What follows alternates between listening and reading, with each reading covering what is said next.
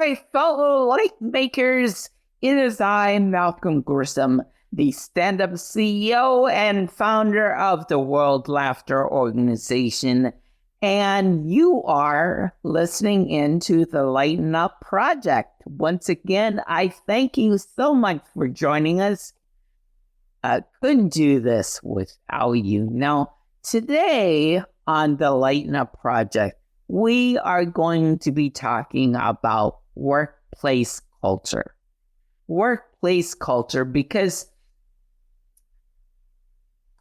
I've heard that people spend approximately an average of 90,000 hours of their lives at work. And talking about the culture of that work is extremely important, I think. So my guest today is Natalie Holder. Natalie Holder is an employment lawyer. She's a trusted advisor to senior leaders navigating inclusive culture, compliance, and high-stakes workplace challenges.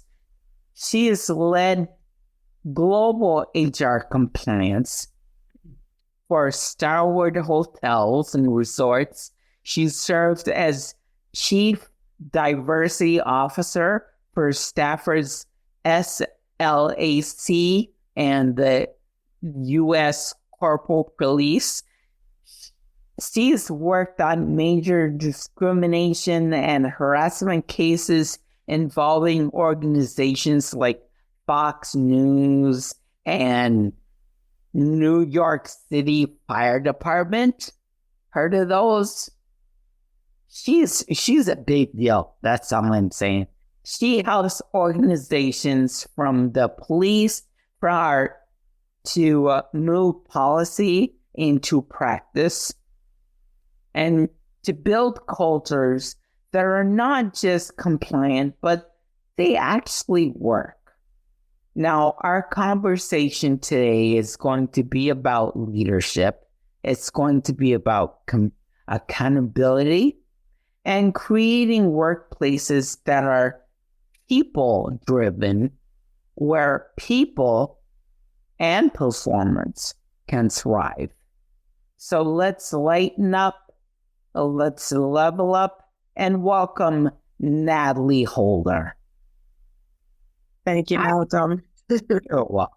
You are welcome. Natalie, would you join me in 20 seconds of spontaneous laughter? Sure. Are we laughing at anything in particular? No, just spontaneous laughter. Just laughing for the sake of laughing. Okay. All right. Okay. 1, 2, 3, laugh.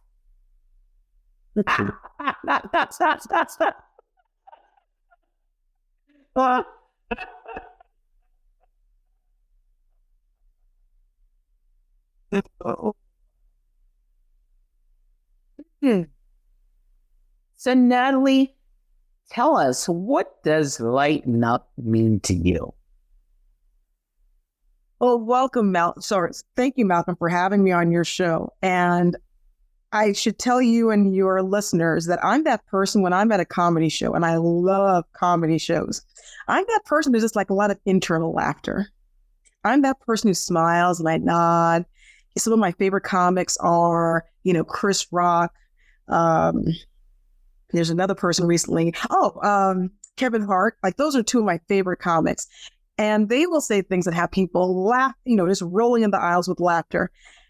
And I sit there and I'm thinking, yeah, that is funny. So I'll admit I'm that person who, yes, I am laughing on the inside. I do find it funny, but I am laughing on the inside. And so, lightening up to me just means that you have a bit of levity to your life, that you are smelling the roses as you're going through your journey of life. And you're taking in the experiences. And, that's always been my perspective. How do you take in the experiences, whether they're good, bad, or indifferent? And how do you enjoy life as you're living it. Yeah. Okay. Yeah. Interesting. So from someone, from your point of view, because I personally, I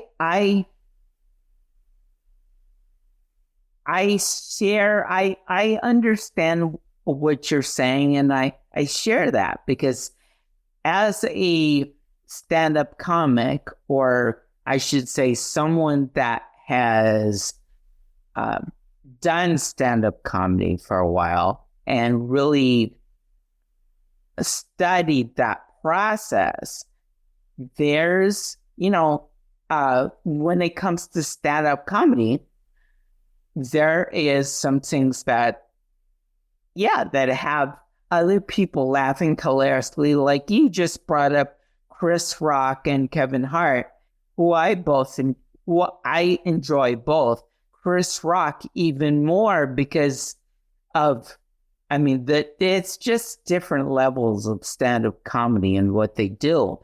But there are some things that I could be sitting in that same concert next to you, and people will be cracking up, and you and I will just be smiling. Now with me, it's almost like it needs to be, because I have the experience of joke writing and all of that, that the laugh, I can sort of telegraph the jokes. I can see where they're going. And right. So humor, a lot of humor and a lot of laughter that comes from humor, it's surprise. It's originated from surprise. And so that surprise is not necessarily there for me. So yeah, I could appreciate, a Chris Rock joke that other people think is hilarious. I could say, "Oh, that's funny," and I could be there, just smiling and kind of, "Oh, yeah, that's funny." Chuckle. Now, It makes the switch joke so powerful. So the switch joke, that is where you may find me laughing out loud, because it's something that I just didn't expect. So that is also, where I would also say that I share your sentiment, that I can somewhat see where they're going with this joke. I can somewhat, estimate, like, with Chris Rock, a lot of his stuff is social commentary, political commentary. And so if you read a newspaper, you have an understanding of, okay, so what is he finding funny? What is the, issue that he's poking at? Who is he poking at? And I so appreciate how smart his humor is. And there is a little bit of expectation with it. However, when he does completely come out of nowhere with the switch joke, you're like, yeah, that was brilliant. And that will definitely get, a true just out the door laughter from me. Is there ever something in your life that happens where you can find that same sort of laughter? The time. It's saying that, life is lifing. And so I think that on a daily basis, there's always something that you can find the laughter in. There's always something that is the unexpected. There is always something that, is ironic, and I'm trying to think of something. Here's a really good example. So from yesterday, I've been smelling this like moisture in my house, and I couldn't quite, put my finger on it. And I thought, well, it rained the day before. Maybe it's just some residue. It's just something left over from the rain. And of course, I went into my garage today, and floods are all over the place. There's water coming from the ceiling. And I thought, yeah, life is lifing. Yeah. I said, of course, and at 6:00 in the evening, good luck finding a plumber. Good luck finding someone on Easter weekend, Good Friday. Yeah. Of all the times that this could have happened. And so personally, there's always something that, is funny. And also in the workplace, there are always things in the workplace that, to me, that can be funny, especially if you have a relationship with, a coworker or, someone who's a trusted colleague in the workplace. Humor is allowed in the workplace. So many times people think, oh, I can't make a joke or I can't make a funny. That's not true. It's like the rule I tell my son.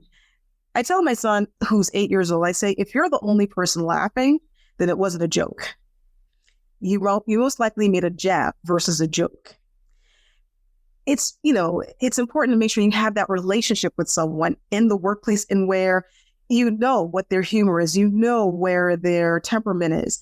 And you're also not necessarily making fun of them.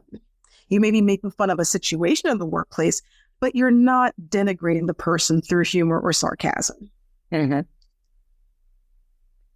What's something in the workplace, and I should say workplace culture. So something about workplace culture that most people think they understand, but they actually don't.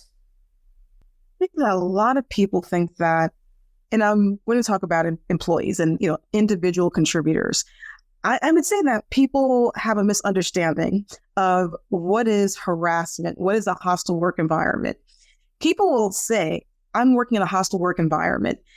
And oftentimes I'll ask the question, well, tell me more about what that means. So as an employment lawyer, when I represented employees, in other words, if someone felt as though they had been in some way mistreated in the workplace and it was unlawful, I was that person who could help litigate their concern. And so I would often find that people would have these experiences that I would call garden variety harassment, meaning that it didn't rise to the level of what really would be unlawful harassment in the workplace. And so people just believe that one or two instances of, someone who was, making some kind of joke or someone who said something that was a little off color, that would be enough in order to say, this is harassment. Like, for instance, in my book, Exclusion, Strategies for Improving Diversity in Recruitment, Retention, and Promotion, there was an individual in my book who I interviewed. He worked at a major beverage company, and he felt as though he was being harassed by his supervisor because his supervisor would walk in every morning and would never say hello to him. His supervisor would pretty much ignore him. And he felt that was harassment. And I had to explain to him, in order for it to be harassment, it's got to be pervasive or severe behavior that really would make the reasonable person believe that this is, an inhospitable workplace, that this is, a workplace that is so toxic that it's just difficult to even breathe the air in this place. And so I often find that that's the misunderstanding of what really is, unlawful harassment versus, what just might be, a boss with very low, personality skills. Mm-hmm. Mm-hmm. So what originally drew you to working with HR and law and leadership? Saying that it was the idea of working with people that really appealed to me. So when I went to law school, I didn't really know exactly which avenue I was going to take. I wasn't sure which direction I wanted to take my career. And I'm a big believer that you wind up where you're supposed to be, that you are somewhat led into different workspaces and projects and initiatives that really are calling for you. And, I was working for an organization in where there were 3 different areas that they focused on: employment, housing, and reasonable accommodations.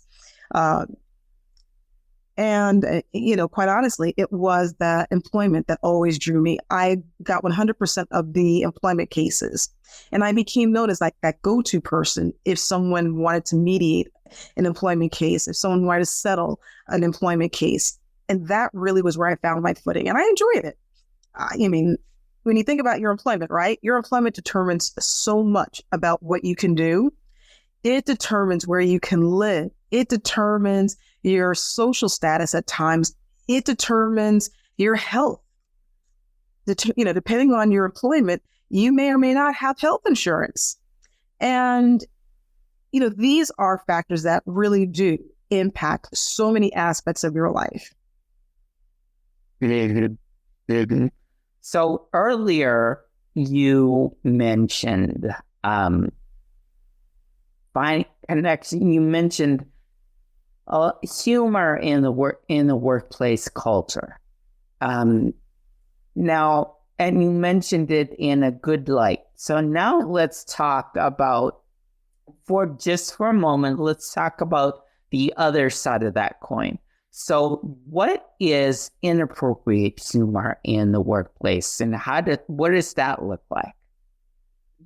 So inappropriate humor in the workplace is what you read about in, public lawsuits.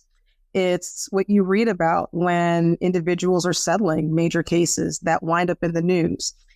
And whenever I'm working with companies, so, as an employment lawyer, you can either represent employees or you can represent management, the company. And my feeling, my ethos is for the company, look, protect your people and protect your company. When you're building a business, you are building risk. And it's so important that you have the proper measures in place to ensure that people understand where the lines of propriety exist in your organization. What kind of culture are you trying to build, and what kind of culture and organization are you ensuring exists for your people and your customers and your clients? And so when you're talking about what's inappropriate, oftentimes in order for something to be, unlawfully inappropriate, you're really using humor in one of the darkest ways. You're using it to denigrate someone based on a protected characteristic. For instance, their age, their color, their national origin, their race, their gender, their sexual orientation. These are all what I consider third rails in the workplace. These are protected characteristics that you do not, joke about. You don't joke about the person who's in the wheelchair unless you have that relationship with the person in where they also feel that this is a joke. So that's what really, once again, is the distinguisher in the workplace. There are people who have that kind of sense of humor, and for them, it is welcomed. Here's the issue. When the behavior and the humor is unwelcomed, that's when you've now crossed the line, and that is what you would look at as being unlawful harassment or discrimination based on humor. Now, you've there's something you brought up that I wanted to mention. So I will get this out in a moment. It's okay, Malcolm. I'm here for you. So the wheelchair. So the joke with the wheelchair. I love that. Not analogy, but example. I love that example. And so let's say that I have this great relationship with that person in the wheelchair, and it's a wonderful joking relationship. So that person knows that I'm joking, but I can still make a joke, and Natalie over here finds that very offensive. Does that cross over into legally? Because I know that could be what am I? Yeah. So I think what you're asking is, if you do have a witness, if you do have someone who is, that third party who is exposed to this behavior, the conduct, the laughter that is about something that is offensive based on someone's protected class and protected status, then that person would be able to say that their work environment is a hostile work environment, that is an unlawful, work environment. And that's why it's important to really sometimes be mindful and to use good common sense in the workplace when you are engaging in those kind of frivolities. Because even though person A and B might be okay with the joke, person C, who is the witness, person C, who is, someone who has to be subjected to this, They don't, they have a right to work in a workplace in where people are treated fairly and equitably and respectfully. And if you're making jokes about, the old person, the woman, the pregnant woman, the, person from the LGBTQ plus population, yeah, you really just might be not only violating the law, but also maybe even your company policy. Mm-hmm. Your code of conduct. Yeah. So what's the difference between a company that's just doing things to be compliant and one that's fully inclusive? So the company that's just being compliant, and I've worked with some of those, I will not name them here, but I've worked with some of those where it really was a matter of, let's just check this box. Let's just bring in this person to do the training. In some states, you have to do, managerial training for 2 hours for, for your leaders in the organization. And these are organizations in where they simply check the box, but there isn't a true implementation or a culture around what has been taught. I think that one of my attendees in one of the training sessions I've hosted, she said it so eloquently. She said, we're learning things that sadly our managers don't live and embody. That is a clear example of an organization that really is just trying to be compliant. They can always show, let's say a regulator, hey, we did do this training. This person did sign off on the training. But really, was there an ethos? Was there any follow-up? Was there even any accountability when there were policies or practices and procedures that were in violation? If the answer is no, once again, you've definitely got an organization that merely is moving forward for compliance reasons. However, the organization that's looking at inclusivity, that's the organization that's really thinking about how do we make sure that our people not only just show up, but that they can contribute to the organization, that people are listening to them, that when someone has a concern or a complaint, that it's going to be investigated and that the investigation will be thorough, that someone's going to follow up on that complaint. I think one of the most dangerous things I've run into is that you have some companies that will conduct the investigation and they never get back to the employee, meaning they never tell the employee whether or not their complaint was determined to be valid, whether or not anything has changed in the organization. And so that then chips away at the confidence that people have in terms of, hey, if I have a concern or complaint, no one's going to do anything about it anyway. Why bring it up? And Malcolm, I will tell you so many times that organizations would much rather have a million complaints internally, as opposed to that one lawsuit that's external. Because if it's internal, I can investigate it. If it's internal, we can train around it. We can do something internally to fix it.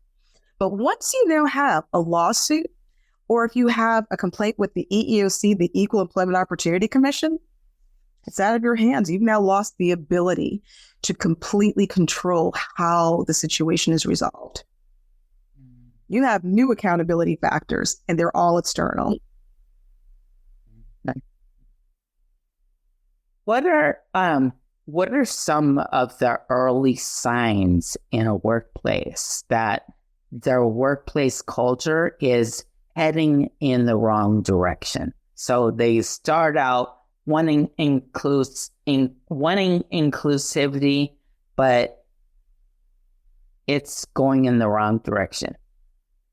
Unfortunately, that signal, it really comes from leadership. It comes from whether or not leadership is going to do something.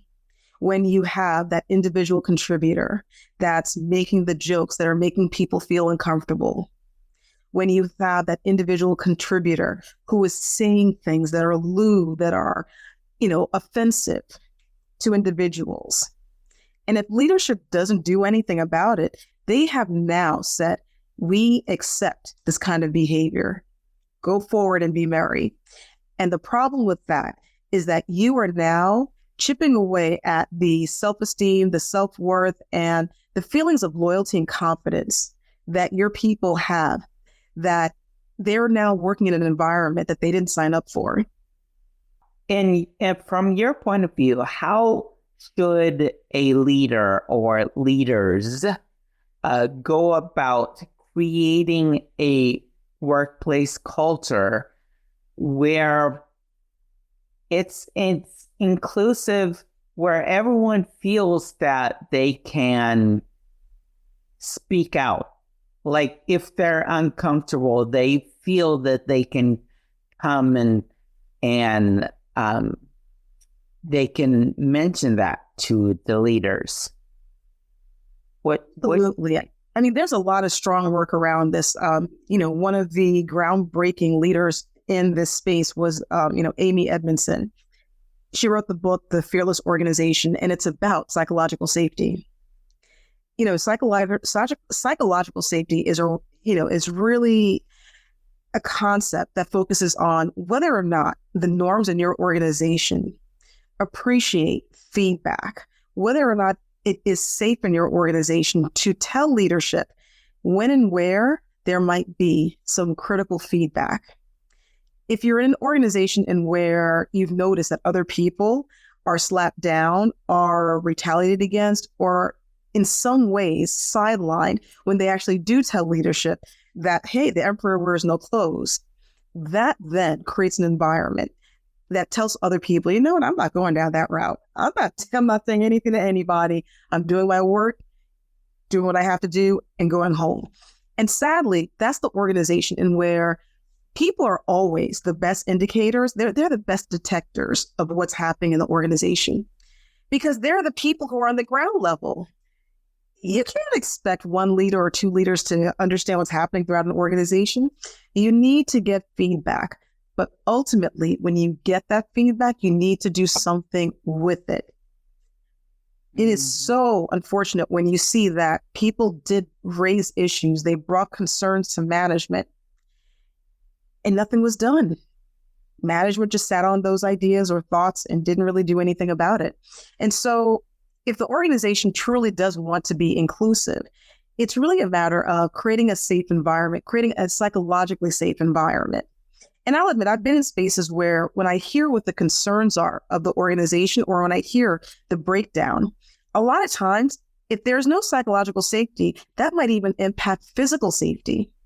Because once again, if people don't feel that they can speak up, they might not mention that there's not proper PPE, the proper clothing and the proper equipment that you need to get a job done.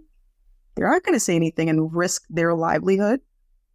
And so that's really why it's so important to, as a leader, be humble and to be willing to take that feedback, because it just might save not just your reputation, but it just might also save a life.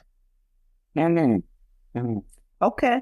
So now we've got, from a leadership standpoint, now let's look at the employee point of view.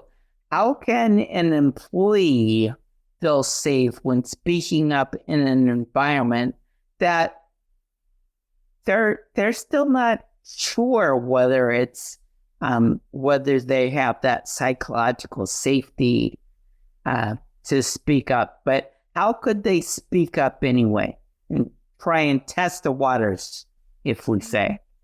Well, that's it sometimes. You're testing the waters.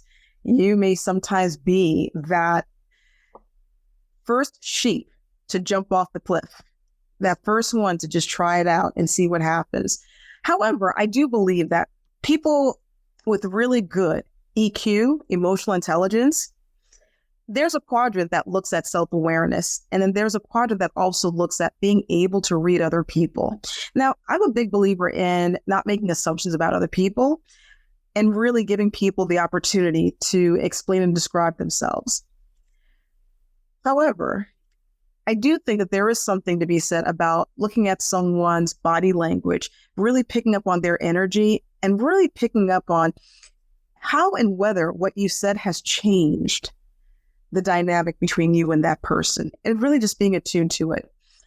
I think that the employee who feels much more confident in terms of bringing issues to leadership, and I'm not thinking about just, issues that are about unlawful things or safety issues.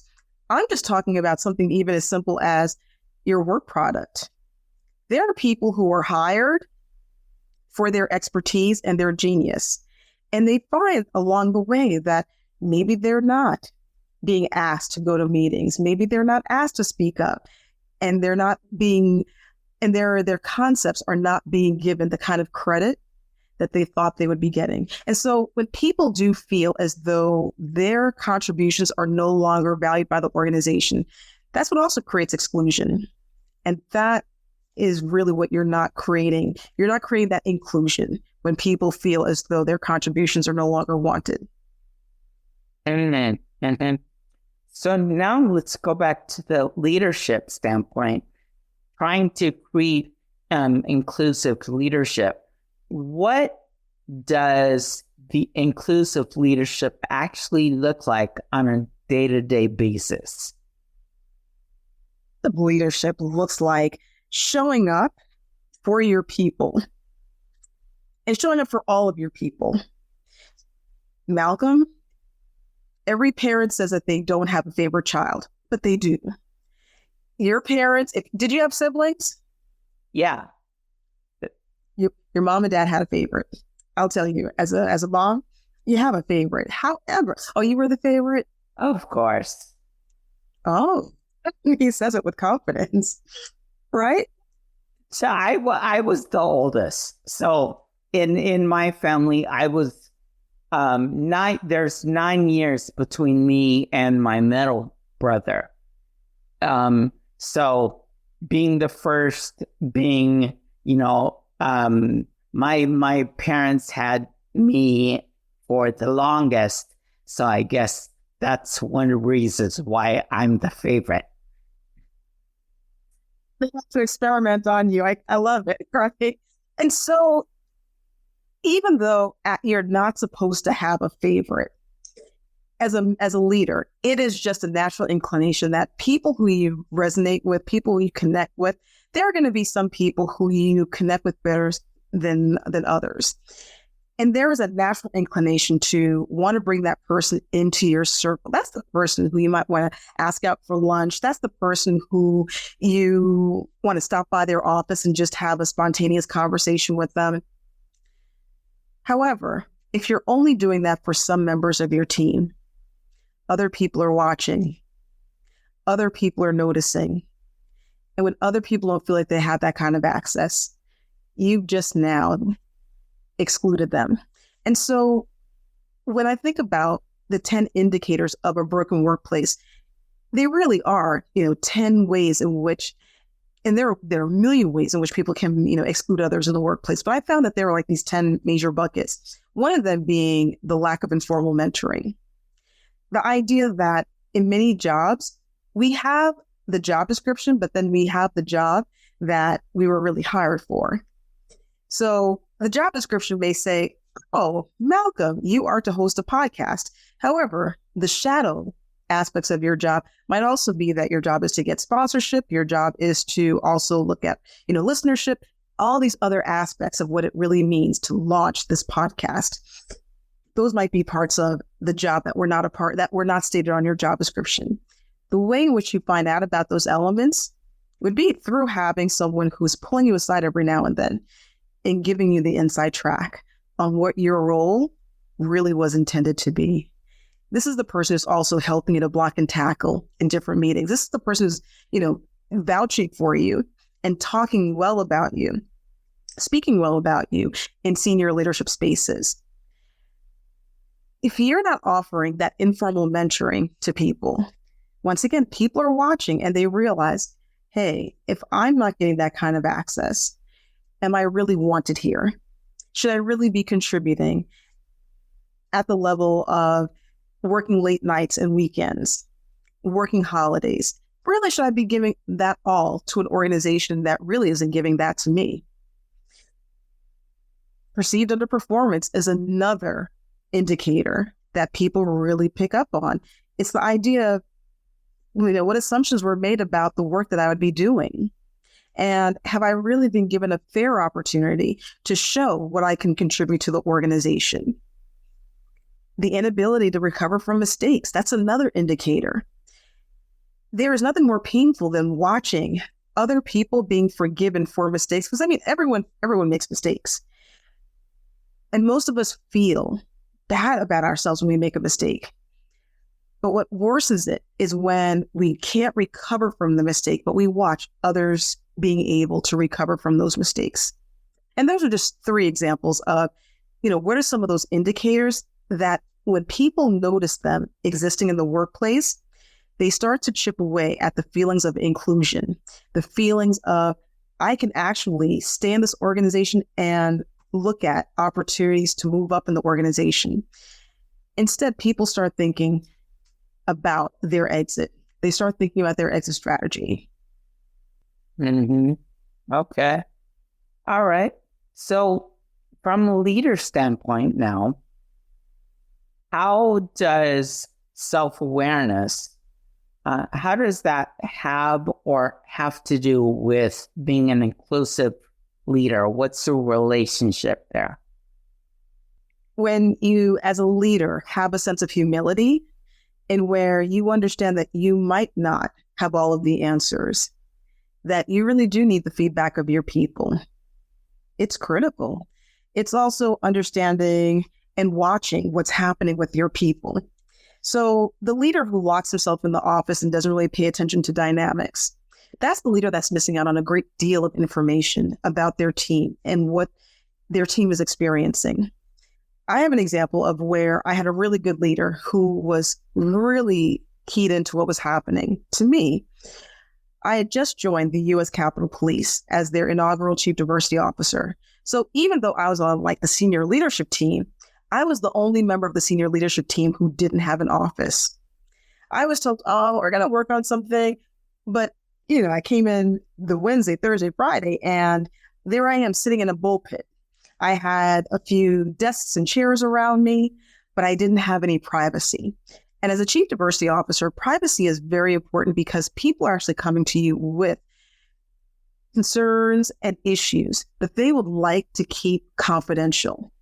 For instance, if someone is trying to figure out how to get a reasonable accommodation because they have, sleep issues, or if someone feels as though they're being targeted some way in the workplace, but they just don't have, the right language around it. And they want someone to help them navigate with their supervisor how to resolve the situation. Those are sensitive topics that you don't want to actually have a conversation about in a wide open space. And so I had a leader who watched what was happening the first few days. And even though the plan was, yes, we're going to move her and get her an office, and they eventually built me my own office. Literally, they took a closet and they took somebody else's office, kicked them out, and they constructed a beautiful workspace for me. But they weren't going to do that within the first 72 hours of me joining the organization. But what my leader did was, he said, what we can do right now is I can give her my office.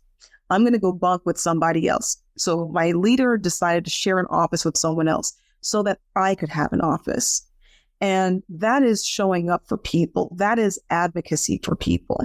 And that's what good leaders do. He realized in the front end that, we messed up by not having the space available for her, but here's how we're going to resolve this. This is such a great conversation that we're having. And I would like to remind everybody, we have in the show notes, we have all of how to contact you, Natalie. We have your website. We have a link to your book. I would actually like to have you, tell us a little bit about your book once again, and then anything else about how people can keep in contact with you and continue this conversation. First up, thank you so much, Malcolm, for allowing me to talk to your listeners tonight. This has been an absolute pleasure, and I'd love to stay in touch with your listeners. They can always reach out to me on LinkedIn. If you're a founder or if you have a startup, you're a leader, and you have questions about the workplace, there's a YouTube channel that I've created for you.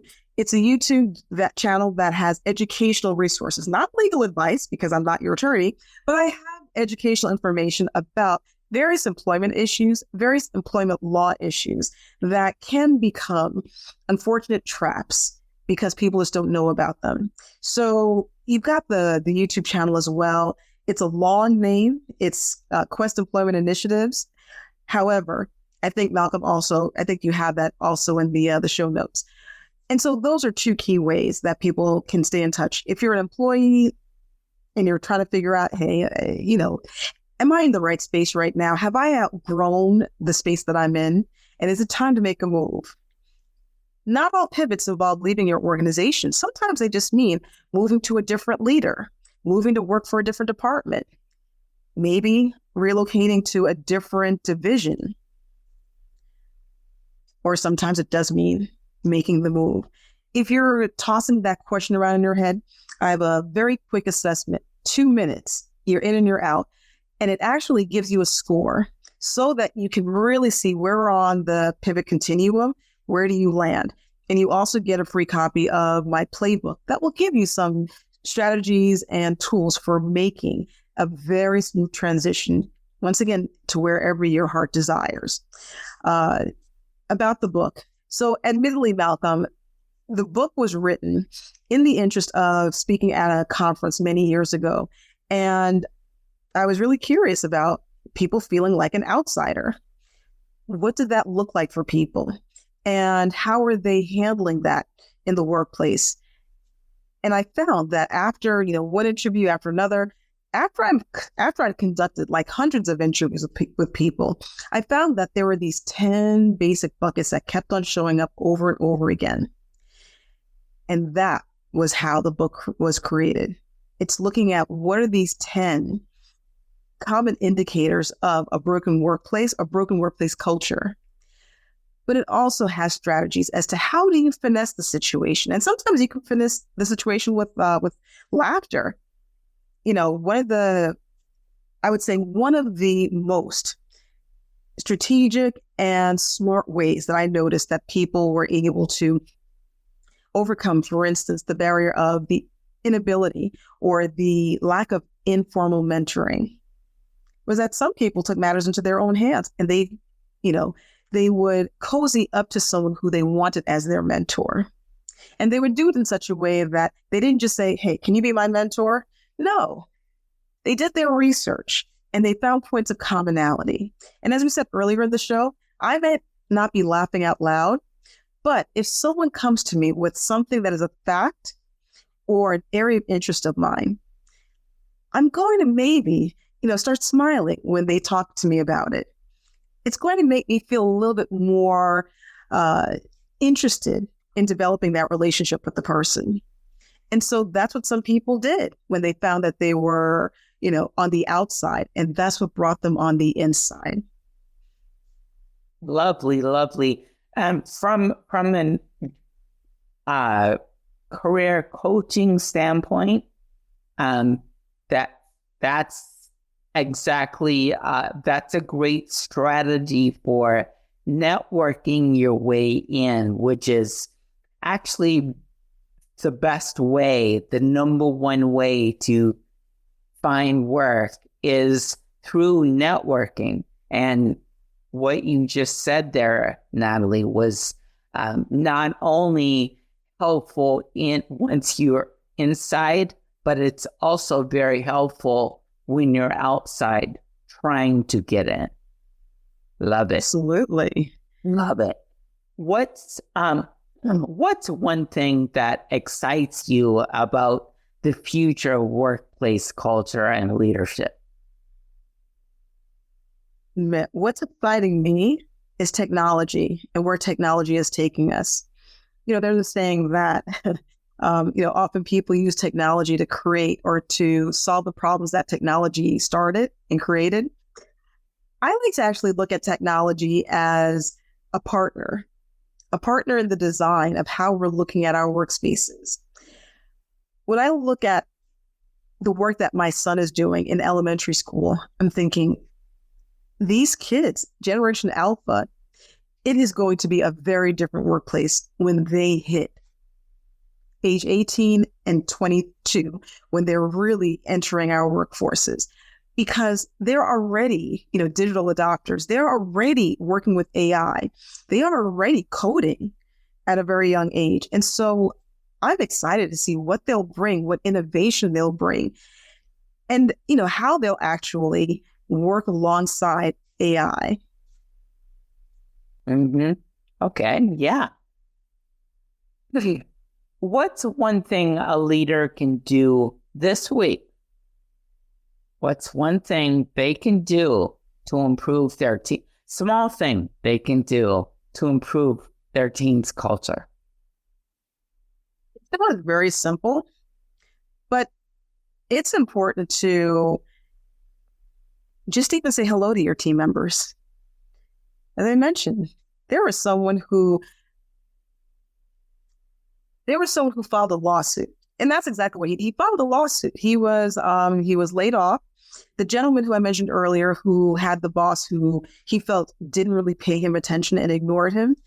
When this gentleman was laid off, he said, "The fact that I was ignored, that is evidence that I was discriminated against." And I said, when the more I poked into it, the more we asked questions, and the worst was the deposition. I said, "Oh my gosh, we don't have a case here." Had that leader had just simply said hello to this person every morning, that would have made a huge difference. Another small, very small thing that people can do is to actually tell your team that you appreciate the work that they're doing. That's it. Nice job on this. I appreciate that you're doing this. I used to have micro meetings in the morning with my team. When I was at Stanford, we would start the day off with a meeting that was no more than 15 minutes. But the goal of the meeting was, yes, to figure out what's everyone working on. It was also to see how we could all help each other and to break down those feelings of isolation that people might be feeling, because we were a hybrid team and there were days that we wouldn't see each other in person. But ultimately, my goal was to make sure that my team knew that I appreciated them and that they knew that they were important to the work that we were doing and that they were important to me. And we were an award-winning team. Malcolm, we were recognized for our work in STEM as professionals. So I have to say that there is so much value in just showing your people that they are valued. Mm-hmm. Most definitely. Most definitely. All right, Natalie, well, this, we have to bring this very stimulating conversation to an end. So let's do it this way. Finish that sentence, please. A strong workplace culture is built on honesty. I'm sorry? Honesty. Honesty. Yes. Being honest about your leadership, being honest about where you might need help, being honest about how you're treating your people. Love it.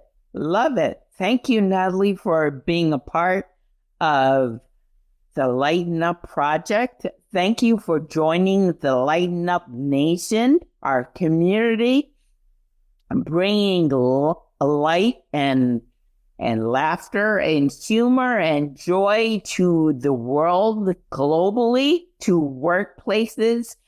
Part of the World Laughter Foundation, our World Laughter organization, is or will be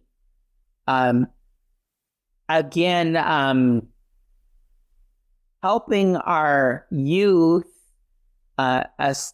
establish different work cultures for the future. So I really appreciated what you said about AI and looking forward to that. And this is great. And thank you so much for joining us. Thank you, audience, for continuing to support us, because we could not do this without you. We could not establish this global movement without you. So thank you so much. Please continue to spread the word. Tell people about us, about our YouTube page, about our Facebook page, about our podcast on their favorite platforms, all of that. Keep listening. Tuesdays and Thursdays now is when we're bringing you a brand new episode. But between that time, remember, every smile can open a door. Every laugh can open a heart. Even if you don't laugh out loud, even if you're just smiling, you're still opening your heart. And every step can be your next victory. Thank you so much. And until next time, see ya. Stressed out, stuck, or leading on autopilot? It's not a motivational problem. It's a connection problem. My weekly virtual improv classes boost engagement, collaboration, and retention, all while having fun. Register now for a complimentary month.